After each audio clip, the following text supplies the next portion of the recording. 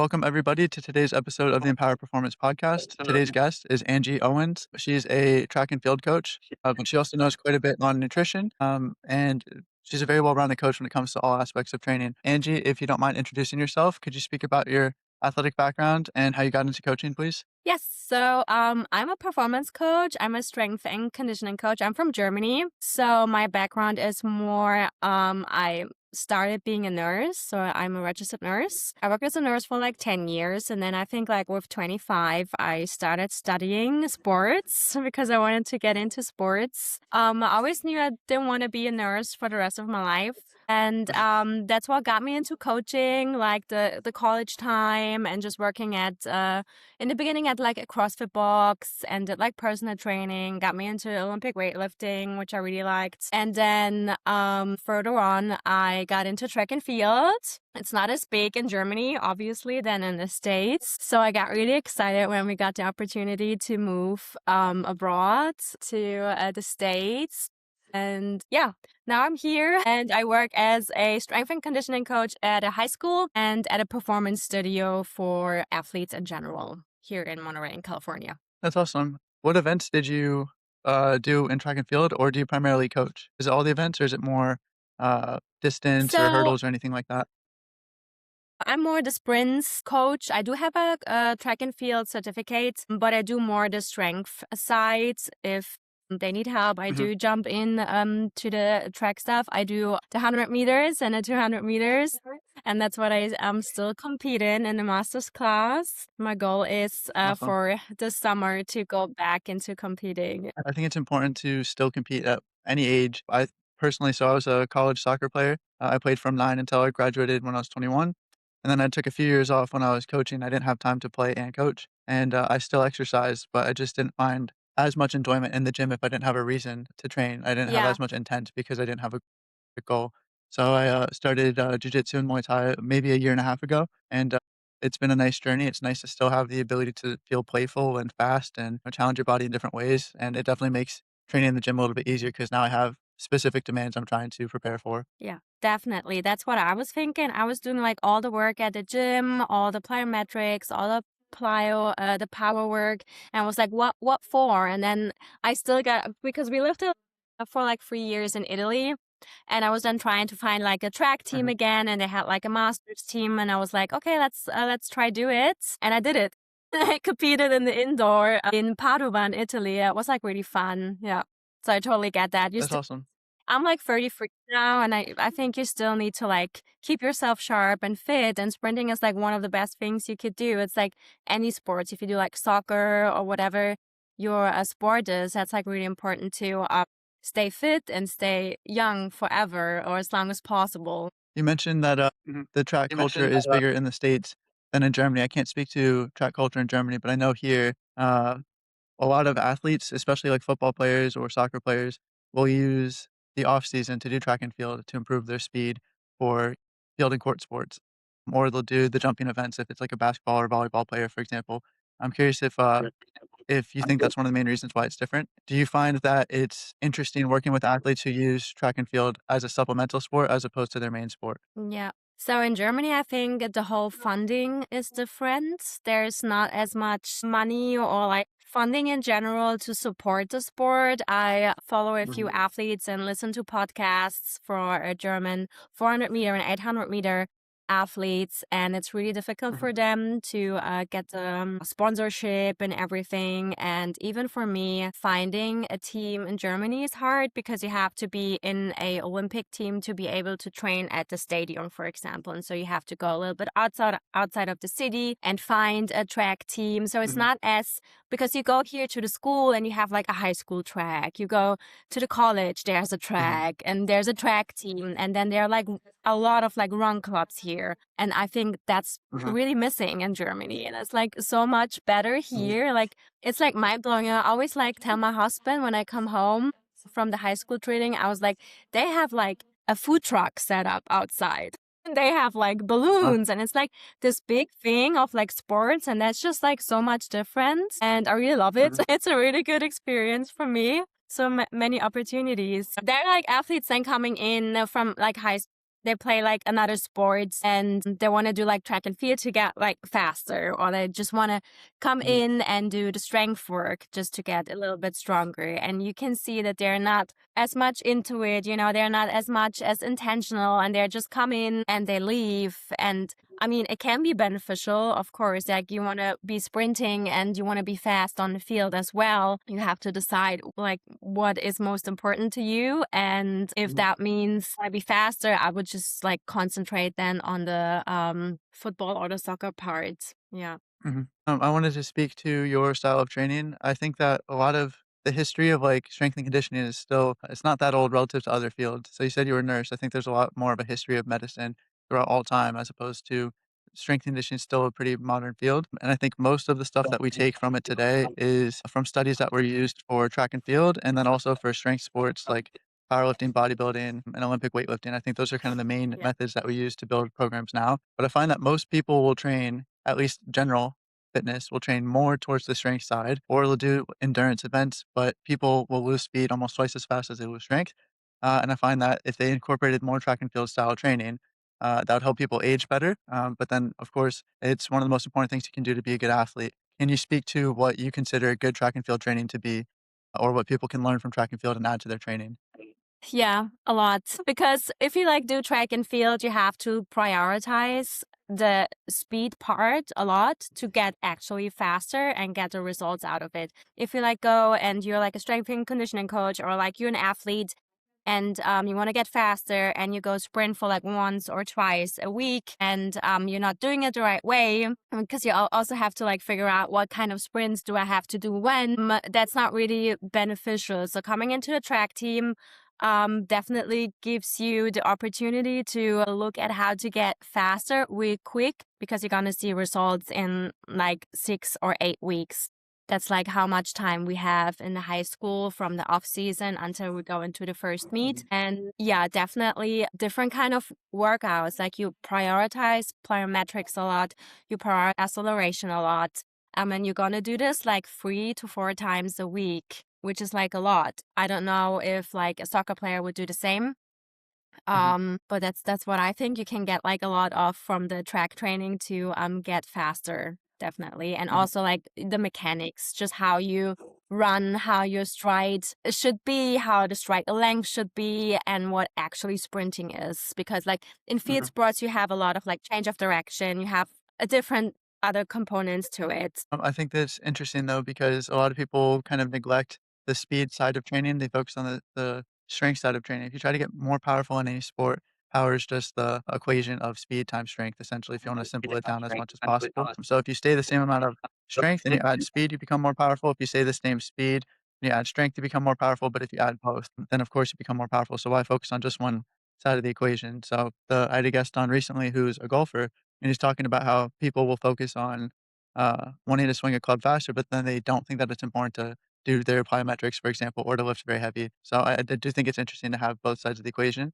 And I've noticed that a lot of your gym work, you do focus on strength, of course, but also speed in the gym, which I imagine if you were to do in a commercial gym, people would be looking at you kind of funny because they'd expect you to just your very traditional, I don't know, like chest press machine or dumbbell curls, as opposed to some of the fast stuff that you're doing. Yeah, definitely. Strength is a big part. We have to train strength. We have to focus on it. You have to do your squats. You have to do your bench press. You have to do your pull ups. You have to do all these things. But at like a certain time of like before you get into your meets, you have to focus more on power and maintenance. So we're not gonna go do squats like every week. We're gonna go into like half squats, or there's like the Mhm, classic thing you see why sprinters not doing all the time full range of motion squats, back mhm. squats, because it's not beneficial. And that's one side I'm like really interested in, is that kind of power training and how that makes the athlete faster. Another question I want to ask you about is you work with a lot of youth athletes. Do you find that it's difficult working with certain age groups? Or I actually was a soccer coach before I became a trainer. I worked with 9-year-olds and 10-year-olds, and then I also worked with high school kids. Do you have a favorite age group? Do you find it difficult, or do you see it as like an opportunity to be a good role model or a mentor? Yeah, I think if you like work with kids, you have this huge role and responsibility to what do I give the kids in the Mhm. future, and especially me as a mom, I know how important it is to be like a coach. In the beginning, the kids are like, yeah, they don't really know your name, but then they notice you're not coming to practice once, and they're gonna ask, "Hey, where have you been? I haven't seen you in a while." Even for like the little kids at the track team, they were like from 3-year olds, some were 5-year olds, and then they were like middle school, and then were the high schoolers. And you always think like, oh, they don't really engage a lot with it, but you have like a huge impact with the kids. You just by how you talk, how if you just ask them, hey, how's training? Does something hurt? And what can we do about it, right? And that's like really fun. The little kids, yeah, they do. They don't always listen, and they're like jumping around, and they have all this energy. And it's like really, you have to find that sweet spot to say, "Hey, now listen to me." And you have to find that kind of like coaching experience, and that's like it's great because if you have then older athletes, you can just how to do it. It gives you like a lot of practice, and they just have so much energy, and I really loved it. But with the high schoolers and middle schoolers, you have a little bit more possibility to like influence them in their actually training, and really yeah, have an impact on how they're gonna see Mhm. strength training. Yeah, because I think if you have like the little kids, let's say like 5, 6, and then the middle schoolers, they don't need as much strength training. They can do like body weight stuff. They can do Mhm. like kettlebell or dumbbell stuff. But I think the most important part is to have the kids doing the sport, doing different kind of sports to explore themselves, and that's like really big for Mhm. the physical development. And with the high schoolers, I can just do a little bit more, Olympic weightlifting, like get them started, get them have the right technique on everything, and that's like what I really enjoy. So that's really my thing, doing like a lot of Mhm. strength work and having that impact. And yeah, the kids come in and they'll be like, "Hey, Coach Angie, and I love that workout, and I'm doing this at home," or like, "I watched your story on Instagram, what you eat," and they ask me questions about it, and that's really nice. That's what I really enjoy about it. I appreciate the response that you gave because I do find that, like, especially in the United States, the youth sports culture is a little bit messed up where every parent thinks that their kid is going to be a professional athlete. So they need to get them, getting professional level training at every age. A 6-year-old needs let's say baseball, for example, needs a pitching coach and they need to do strength and conditioning. They need to do all these things so they can go to D1 or they can get a MLB contract or something like that. And I think what happens is that kids have early specialization. They burn out physically, mentally, emotionally, or just, a combination of those things. And like you're saying, it's important to give younger kids a mix of everything. I think the wider the base, the taller the potential for the pyramid, but then also just an enjoyment thing. I think that kids are losing the ability to just play and have fun and be goofy a little bit or try different things to become more well-rounded athletes. An example I like to say as well is my wife was also a very good soccer player. She was a All-American in, college. One of her best skills was being able to head the ball because she could time it at the highest part of her jump, and there's a lot of people in soccer that maybe struggle with timing the jump properly, but because she played basketball and there was tip-offs and just trying to catch the ball out of the air and get rebounds, she was a very skilled header of the ball.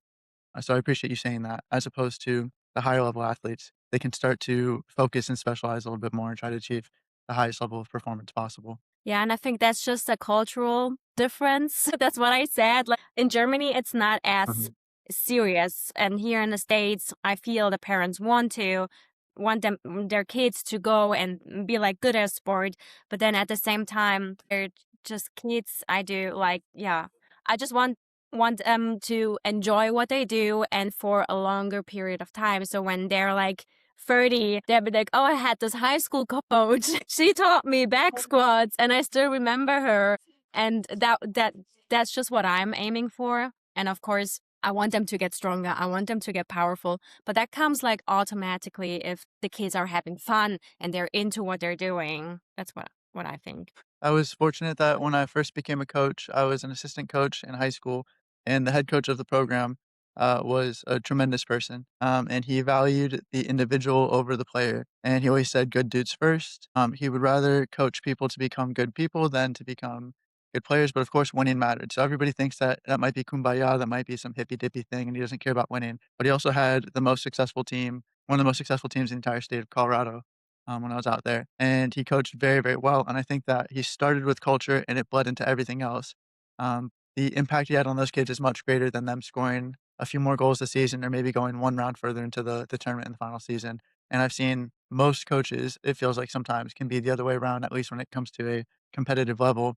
Maybe they feel the pressure of parents who demand to win all the time and all that stuff, but you see coaches screaming at kids, even as young as like 6 years old, that they're not doing their jobs and all that stuff. And it's a sport and it's supposed to be playful and it's supposed to be fun. And if it is, then kids may stick with it for longer. We might have a healthier society mentally, emotionally, and physically. But instead, it's being treated like a job at a young age. And I think the whole thing is kind of backwards. Yeah.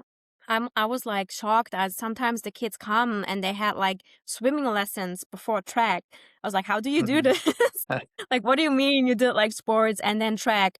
And or like I have like high schoolers that have in the AM gym, then they have soccer or football, and then they come to the track and then come to me to the gym because first they're gonna go sprint and Uh-huh. then they come to me and we do some strength training. And I was like, that's a little Uh-huh. bit too much. You're gonna get injured. And a lot of them have Right. like something. They always come with like, my calf hurts, my ankle hurts. And I always tell them, Hmm. you have to take a break. Then you cannot like come 5 times a week and sprint and jump and weightlifting and then from zero because some kids have Hmm. never done a track and field before and they go for zero to like 100%. And I just tell them Hmm. and I tell the head coach too, and he's luckily the same opinion that this is like a little bit too much. Yeah. I find that's a very common thing here. But I also wanted to head in a slightly different direction. You mentioned that your athletes will sometimes talk to you about the food that you post on your Instagram. You certainly seem to have a good grasp on nutrition. Is that something that you studied, or is it something that you just have a particular interest in? So I always liked healthy food, but then I got diagnosed with IBD. It's inflammatory bowel disease, and there are like two types: Crohn's disease, Mhm. which is like really, you know what Crohn's disease is, and I have ulcerative Mhm. colitis, and it's forced me to not like look at my nutrition. I cannot just eat whatever I want to anymore. And I Mhm. had to look at what works best for me. And from there, I started to realize that nutrition has a big impact on how I feel, how my mood is, how I sleep, how I perform. Within autoimmune disease, you also have some sort of less recovery. So if I like go sprint a lot, I really can feel my recovery is bad. And I can supplement it with nutrition. And so I took like a Mhm. nutrition course. I'm like a certification for nutrition, and I did some other like you can go on exo sports and get like for athlete nutrition. I'm not like a dietitian or Mhm. nutritionist, but like I just read a lot about it. I read a lot about like Mhm. studies on it, on tart cherry juice and all of it. I'm just really interested in it, and there are some things you can try. I mean, it's not for everybody. Just because you're gonna go drink tart cherry juice, you're not gonna get a better athlete, but maybe you feel better. Maybe you have better sleep. Maybe it's just like changed the perspective on what I eat every day. Because I think a lot of kids here, they just gonna go eat burgers and fries on the weekend, and they can do that. That's like totally fine. But if you do Mhm. it like before a race, for example, or before like a big meet, Mhm. it might not be the best move. I appreciate your response. I find that a lot of my motivation behind healthy habits is more to avoid negative experiences than, in pursuit of positive experiences, which may sound a little bit backwards. If you've ever had like a Chipotle burrito right before playing a 90-minute match and you feel like you're gonna throw up, it kind of is a strong kind of reinforcement to not do something like that again. But I find if I eat a bunch of pizza and burgers and ice cream and stuff like that, that I feel sluggish, not in the best mood. I feel my performance is affected. My stomach will feel very grumpy and all that. And so I don't eat, Brussels sprouts because I think Brussels sprouts are the most exciting food that's ever existed. But when I eat Brussels sprouts, I feel a little bit more energized, I feel a little bit better, and I find that training can be like that too. I don't love using the assault bike and doing sprints on the bike for my conditioning, but then if I'm in jujitsu and someone's trying to choke me and I'm out of energy, I find that I'd much rather suffer the pain that I get to choose than the one that I don't get to choose when I'm totally gassed out. It's maybe like people wanna hear me say, "Oh, I just love the assault bike," or "I love Brussels sprouts," but it's more just hating the alternative. Yeah, definitely. And I think it's like the most asked question I get on Instagram or like in general at the high school, what shall I eat? Mhm, What shall I eat to like go to a track meet? And most of them they don't eat enough carbs. It's like really simple. mhm, Like most of them don't know how much they actually eat. Like even if I have like personal mhm, training clients, they say, "Yeah, I eat healthy." But then like a few weeks later when we like talked a lot about nutrition, they'll be like, "Yeah, I don't eat chocolate anymore now as much, or I don't eat as much cheese anymore as before." And or like just way less calories. Like if you do track and field and you like go 5 times a week to a track training, you have to eat. If I ask mhm, my high schoolers, what did you eat before? They were all like nothing, nothing. I said you have to mhm, eat before you come here. You won't have energy. And they simply don't know what carbs are, and it can be like a fruit juice or like those little fruit punches for kids that you can just like applesauce or something. You can mhm, eat some mhm, carrots with hummus. You can eat a rice cake or yeah, whatever. There are like so many options and they simply don't know what to, or like what is like easy to get at school, you know, or like take with me. mhm. Um yeah, so it's the most asked question what to eat and what to do on the nutrition side. Mhm. I think that, nutrition can be overly complicated, especially, in this culture where, I don't know, people have so many gimmicky diet fads and stuff like that, or crazy rules. I think that, if you give somebody $100 and you say, "Go to the grocery store and pick out healthy foods," I think people would actually have a good understanding of what's healthy and what's not healthy. I think it comes down to building habits and then also treating food like fuel as opposed to it being an emotional thing or a cultural thing. When I mean cultural, if it's the Super Bowl just passed, everybody's gonna eat a lot of chips and wings and stuff like that at the Super Bowl because that's a culturally ingrained thing, which is fine. Certainly, like, to do, on an occasional basis, if you're gonna have, Thanksgiving, I always have clients who are like, "Oh, I was so bad on Thanksgiving." I'm like, "It's Thanksgiving, it's fine, it's not the end of the world." But if your every day is Thanksgiving, then that's not so good. But as if you start to treat your body like a car and you need to put good gas in the engine and you treat food like, gas in that sense, then I find people will be a little bit more wise about the decisions that they make to not have too much food, too little food, which is actually a lot more common than some people think. And we do have an overweight society, so yes, too much food is a problem, but athletes I find train a lot and don't fuel themselves properly, and they don't have as much energy or as good of recovery because of that. So I think it's just kind of dispelling those basic myths like you're talking about is one of the most helpful things we can do with education. And then from there, it's just more mentality and small sustainable habits. Yes, definitely. And it's not about like I'm not saying don't eat burgers, don't have fun with your friends or something like that. It's just that small steps that you can take every day. Drink a lot of water, like drink the Mhm, evening before you go and have a meat or something. Drink a lot of water, like fuel up, eat the night before some carbs, eat some pasta with meatballs. That's like a good meal too. It doesn't have to be like a mhm, restriction, but just like having that mhm. awareness. And I also go to McDonald's, not often, but like I also do that, but like, not before I go work out. I was gonna ask you as well, going in a slightly different direction. You also had a knee injury somewhat recently. I tore my MCL a little over a year ago. You had a knee injury recently, and you've been sharing your rehab. What have you learned through your rehab process, and how has it been helpful in treating your athletes or working with your athletes? Yeah, so I tore or like I strained my AC. I was doing hurdle jump, like reactive hurdle jumps, and I don't know Mhm, how I did it. I just moved here, so it was like really frustrating. And on the mhm, landing, it just hurt so bad. And yeah, then within time, I thought maybe it was just like a quad strain or something, but it wasn't. I got like an MRI and everything, and it was just this long process. It's been like 4 or 5 mhm, months until I could go and sprint again. And I just realized I didn't know anything about like ACL injuries and all. mhm, And that was just like one thing that's like really helpful that there is not just physical therapy, but actually stuff that you could do in the gym that's just gonna make mhm, you feel better. Of course, you need time to heal. You're not gonna like do the gym exercises on Instagram on the reels where they all see like knee health and ankle health mhm, and then you feel like good again. Like it needs time. Have like that time span of like a year, I would say, until you feel like I mhm, luckily it was not like torn apart. I didn't need like surgery or anything. I just mhm. needed like really good strengthening of my quads, my hamstrings. My calves, I did have a quad strain before, so I know my Mhm, quads are like really weak. And that's just like something I work now on every training. I I can also just hop onto like a machine and do some, hamstring curls or something. I just do that. That's like really great.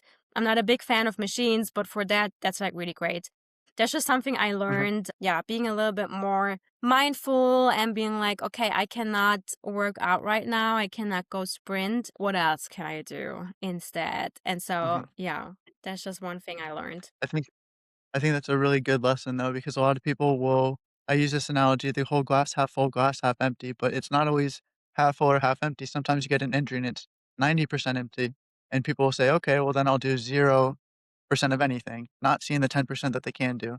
And I think you can Mm. rehab quicker if you always focus on what you can do and you try to maximize that as much as possible without, of course, overdoing it, doing something that your body's not actually capable of tolerating and setting yourself back further. I had an injury my senior year of high school and I had both extremes where I didn't do anything for a bit because I thought, oh, like, I'm injured. I can't use my one leg. So I just didn't do anything for a bit. And then I realized, well, I have one good leg and I can still train. I have my core, I have my upper body that I can train.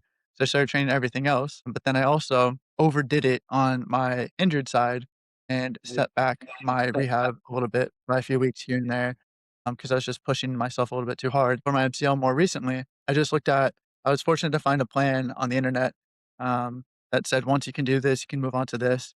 And I just thought, "How quickly, without overdoing it, can I progress to the next step?" And so for an MCL tear, it can usually be about 3 months for a rehab as long as no other structures are affected, then you don't necessarily need surgery. And I was like, "Okay, I'm gonna try as much as I can every single day. Maybe I can only ride the bike the bottom half of the rotation, not even a full rotation because I can't get a full knee bend."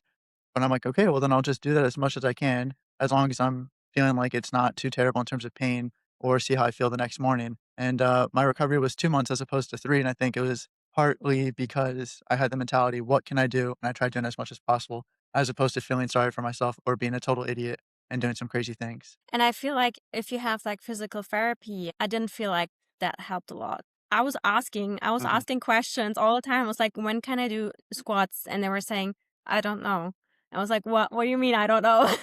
What can I do so I can like do like a squat again or like just kneeling mhm, down hurt for me, like having that full mhm. bend on the knee. Knee bend. And and I feel like you have to do like a little bit more research on your own. Look up, there are Mhm, like bad things on Instagram. There are good things on Instagram. Just like look through mhm, it and see what makes sense. Backwards walking with a sled makes sense for a knee, mhm, right? Doing like plyometric jumps if you have like a fresh mhm, ACL or another kind of tear, it does not make sense, right? So mhm.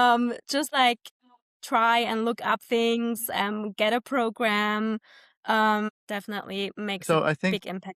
Yeah, I think it's interesting that you mentioned that physical therapy wasn't the most valuable because I find that there's like traditional physical therapy where it feels like it's a lot of hands-on work where you get massage, you might get ice, or you might get needling or cupping and all that stuff, and it helps with symptom relief, but it doesn't necessarily make the structure stronger, and that they're almost afraid to load tissues or train people hard in the gym. And it felt for a long time that like physical therapy, they might try to get you to 60, 70, 80% and then you're on your own. But if you got injured at 100%, then you're still not where you need to be. You're not even fully recovered or at the point where you're less likely to get injured again. If I get injured at 100%, maybe I want to get to 120% before I start doing that same task that got me injured in the first place. But then I think one of the positive things about social media is physical therapists and strength coaches are starting to follow each other more. And I think that kind of line between the fields is kind of disappearing. And so, fortunately, I know there's some not so great physical therapists that are kind of more old school and all that stuff, but it feels like with this newer generation, they're not afraid of having weights in the physical therapy room and training people and loading tissues. And I've been fortunate to have, people that I could reach out to, peers and friends, and even someone who's on the podcast, Dr. Katie Dabrowski. She's brilliant because if you didn't know anybody, you'd think that she's a strength coach, but she's a physical therapist that just believes that you can load movements. And I hope that this shift continues because that's definitely a great way to empower people. That my brand is called Empower Performance, but I think that's a really important thing is to tell people that you're not super fragile, you can load. But I guess sometimes in this culture, people want the quick fix. They'd rather have a pill than change their diet, for example, to be healthier. So I do understand why. there's both sides, but if it's someone who's driven like you, then yeah, you do wanna do the work to get better. I mean, I still went to physical therapy for like 4 months. I still did Mhm, all, like, we had some machines and all, but I felt like I left mhm, then the office, the physical therapy office, and I felt like, what do I do the rest of the week? Like, I still can do sure, something. And that's something you said, like, you're not fragile. And that's what I mhm, learned too. Like, yes, I have that injury. And then sometimes it still hurts a little bit when I like do specific exercises, but I'm not gonna tear it again. Like it's been like 6 months or 5 months now, so if I go uh-huh, sprint, I'm not falling apart. I'm not. That's what the orthopedic surgeon said mhm, to me. Like you can go sprint. It's not likely you're gonna tear your ACL again. Go sprinting. mhm, It's more if you like have yeah, change of direction would be more a problem. Well, that's a good point uh-huh. that you're not fragile, but like you're still injured. But Sure. Yeah, it's finding the balance there, and I think that it's important for people to realize that, yeah, injuries, they suck. No one wants an injury, and it can be an emotional thing, but I think it becomes less emotional if you accept that it is a part of life, that we're, humans who can get injured, and that we can also do stuff while we're injured, that it's not, if I injured this arm for 3 months, I don't do anything for my whole body, and then I recover, and then I mm, injure this arm for 3 months, and then this for 3 months, and then the other leg for 3 months, and I go a whole year without training when I could have trained everything for 75% if I trained everything that was healthy while I was healthy. So I think it's just that sort of mentality of, what can I do as opposed to, like I said, glass half empty.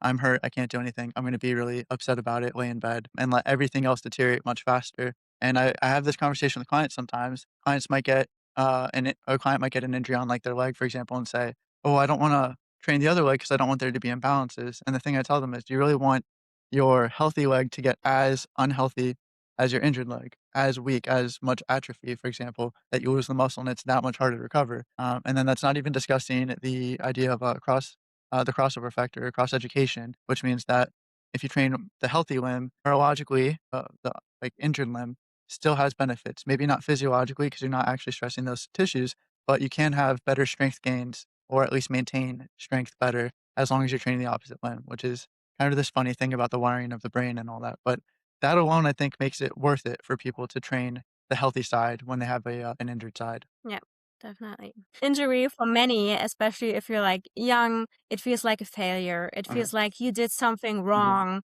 or like the way you train is wrong. And sometimes it just happens. Sometimes you just land mhm. weird. That's what I did. And it just happens. And it's not a failure. It's just something you can learn from. I wanted to talk about your most recent post. You said, "Moms have superpowers." I became a dad about 6 weeks ago, and I have to agree Yeah. with that statement. Well, thank you. My wife went the first 7 months throwing up basically every single day, and she felt terrible, and she still did it as, like, the most sacrificial, like, love that I've seen to, like, bring our son George into the world, and, then the last 2 months, of course, you're very uncomfortable because you have a big belly and it puts strain on your back and all these things, and then we had a very complicated delivery. She had to be rushed to the ICU and have blood transfusions, and then within the same day, she was able to feed our son, and then she's caring for him. She gets up in the night with him and all these things, and I try to help out as much as I can, but when I go to work, I can't help out, and she's just constantly doing all these things that, like, doesn't make sense to me that you're so physically resilient that you can grow a human, almost die, and still care for that human. Just, like, a very confusing thing, but then also you're talking about how it helps with motivation that if you're feeling sick or unwell, you still show up for your daughter, I believe. Can you please Mhm. speak to the superpowers that moms have? Yeah, it's insane. Like, as you said, like, once you become a mom, your life changes.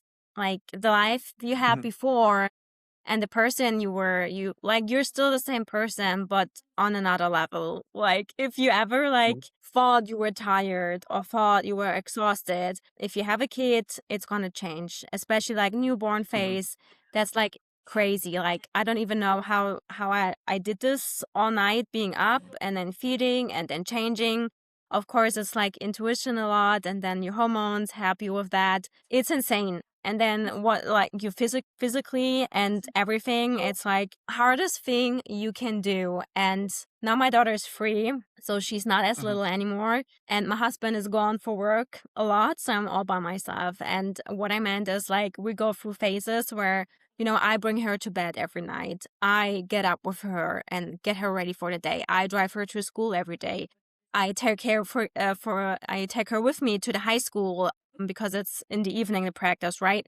It's not during the day, so I have to take her with me, and I do all this while she's there, and then she's screaming in the middle of it, and I still like somehow get it done, and like everybody's okay with it. And you still do all of this. And so the past 3 years, you need to like think of that you don't lose yourself in that process.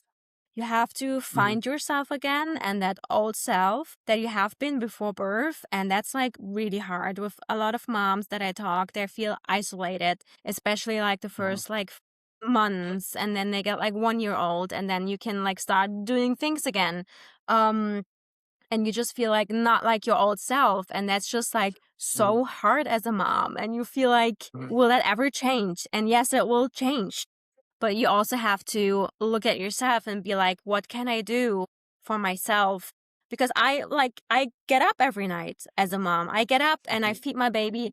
When my baby is sick and has a fever, I stay up and I look at her and I be like, "You're still breathing? Is everything okay?" And you have to have that same care for your kid. Like it's just there. You Mhm. just do it. Why don't you do it for yourself? And that's so Mhm. hard. And that's why I always prioritize working out if I can. Of course, if there are like days where it's like awful, I rest, of course. Yeah. But I Mhm. really try to live that and be that person for myself because it makes me feel good. And it makes me feel good that I can do other things too for myself and just like read books, just go to work, like do other Right. things and just being a mom. And that's what I meant. Like you have superpowers, and the most Mhm. important thing is that you take care of yourself too. Mhm. So I appreciate you saying that, especially because I find that a lot of people, when they have kids, kind of let go of their physical fitness or their nutrition a little bit. And it's not to critique anybody. I'm not saying this from a place of expertise. I've only been a dad for 6 weeks, but it's definitely a difficult transition. And I think it's important to try to find ways to adapt as opposed to abandoning it altogether. If you have mac and cheese or chicken nuggets, here and there, that's fine. But if you do that forever and you never try to make time for even a 10-minute workout or just having a home cooked meal as opposed to something that's microwaved. I think it's just about the not having an all or nothing mentality. And I find with some people, I think, oh, I can't be perfect, so it's not worth putting any effort in. And I find that that's kind of a trap or like a pitfall where instead you can think, okay, I don't have to be perfect all the time, but if I have, you know, 100% and I can only give 50, giving 50 is better than giving zero altogether. And then the other thing you're talking about too is almost like the identity or the change of before and after. It's like kind of who am I now that I have this kid? I feel isolated, those sort of things. And you might not have the same amount of free time, but it's important to still be able to, you can only give so much if you're running on empty, right? So it's important to take care of yourself to be able to give more. It ends up becoming selfless in that sense. Not only that, but it also sets a good example for the kid to see, their parents taking care of themselves, reading books, eating healthy, working out. But I do find too that a lot of people one of the issues that you see sometimes, especially in postpartum, they talk about this being an issue with postpartum depression, is clinging to the past a little bit too much, as opposed to adapting to the future and thinking, oh, I used to look like this. I used to be able to do this. I used to have time for this. And they're looking too much at what they lost and not as much as what they gained. And I can't speak for your situation, but I imagine it's similar when my son does something funny, he makes a funny noise or he looks like he's smiling or something like that. It kind of makes changing all those diapers and all the times he cries and all the times you're tired worth it. And I just wish people would speak more about the positive things about being a parent as opposed to you don't have as much time, as much money, all that kind of stuff. Yeah, definitely. It's the hardest thing you do, but it's the best thing. Like, if it's just like Mhm. that kind of love you have for your kids is just so different. And then in the end, now that when they're getting a little older, and I was like, 6 weeks, they're like so little, everything is so Mhm. new, and like you're so exhausted. But then they get a little bit bigger, and you see what an impact you have that, just sitting down all together, mom, dad, kid, and we have dinner together and we sit there and we Yeah. talk. It has a big impact on the kids, right? Just the way you treat Mhm. yourself. And then you see how, like, I bring my daughter to the track training too. And then she started running around with the kids. And in the beginning, she was like scared. And now she's doing the same Eh, thing. And that's just how I do it. Just take her with me. It's exhausting. She's going to scream and I'll be like exhausted and stressed and everything. But in the end of the day, I could still do it. I could still do the thing that I would like to do with her together. And she sees that, and that's great. And I feel like, yeah, having kids is That's great. awesome. Yeah, I agree. And then I want to respect your time. So if you have about 10 minutes for some kind of rapid fire questions, I'd like to go into those little segments. Is there anything that you've changed your mind on recently or during your career that you want to you wanna share, you think it's an important kind of, change of mind? Ugh. Yeah, so I always thought for nutrition to be like not as strict if you want to see like results, right? I always thought like, yeah, I mean I still do. I still say, hey, you can have like your craving foods and you can like go eat burgers, chocolate, whatever. But something that I tried with myself, especially after having a kid, it's like really hard. I gained like 20 kg. That's like I think 42, 44 pounds. So I gained a lot of weight and I felt really uncomfortable. It's like that topic again, being a mom, having that identity with my body and everything. And I was like, I can't I don't want to do this. I don't want to look like this. I don't want to like, that's terrible. And then I really had to lock in.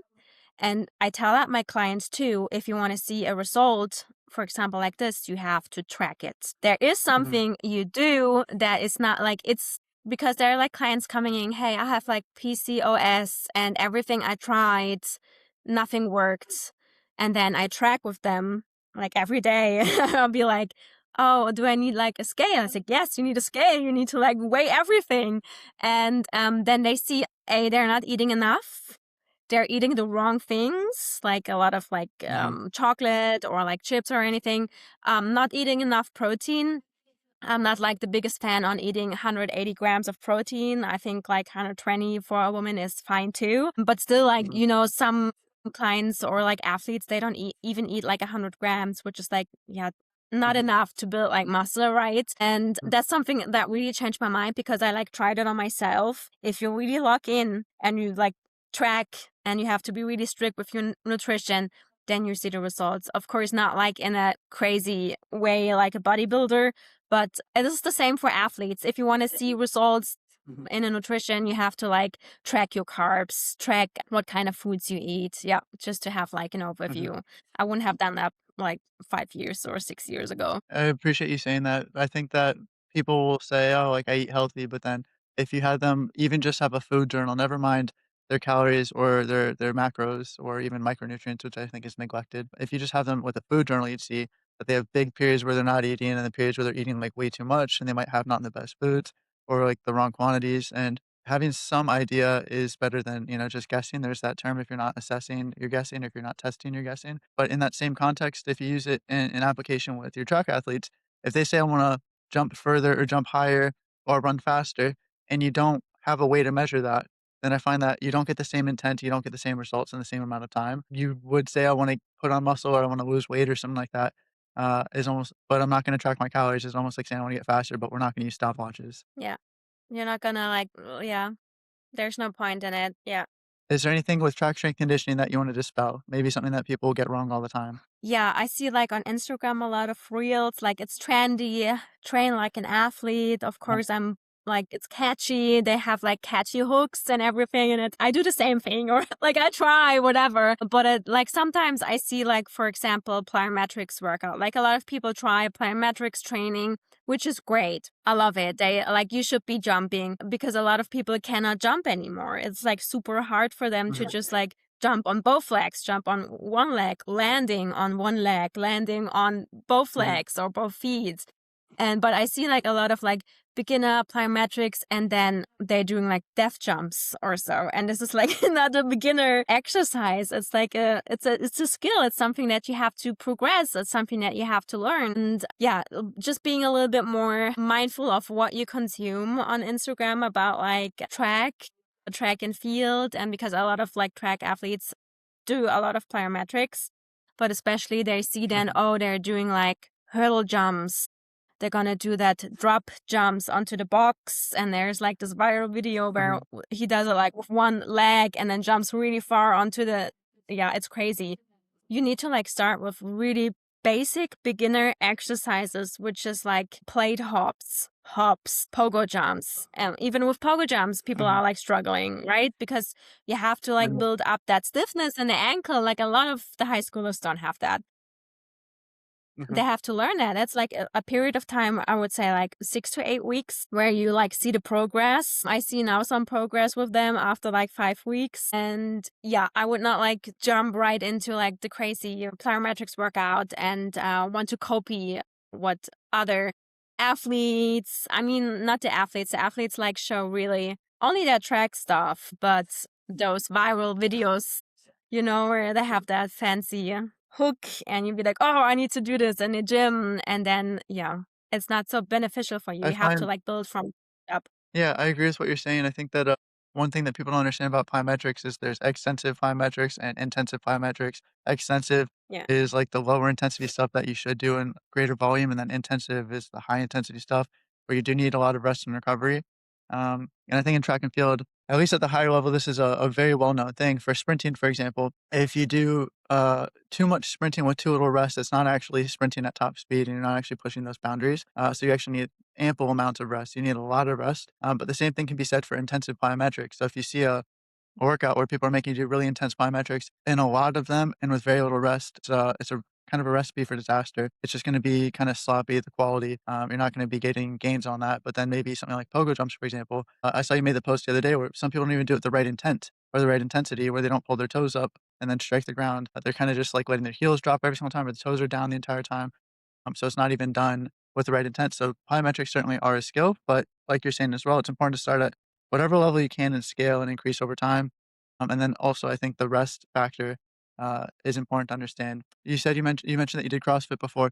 I don't like to hate on CrossFit. I think that there's actually a lot of really great things that CrossFit does. I like that it's well rounded and intense, and it teaches people that they're tough and resilient and all that stuff. But one of the things that I didn't love seeing was like really high volume Olympic movements paired with like high volume box jumps done for you know as fast as possible for multiple rounds and all that stuff. And then you have maybe a mom or dad who's 40 or 50 and hasn't trained in 10, 15, 20 years coming in. Like, this just doesn't feel very safe or scientifically sound. No, definitely. That's why I also then left the CrossFit scene. But also, what you said about a rest period, a lot of people don't know how to do a sprint training. Like, I have like Mhm, clients, they say, yeah, I sprint for 400 meters and then I rest 30 seconds and then I go sprint again. I was like, there's no track workout I did where I had like 30 seconds of rest. Usually I rest between like uh-huh, 3 to 8 or 10 minutes. Sometimes there's like a 15-minute, like if I do like really hard, like,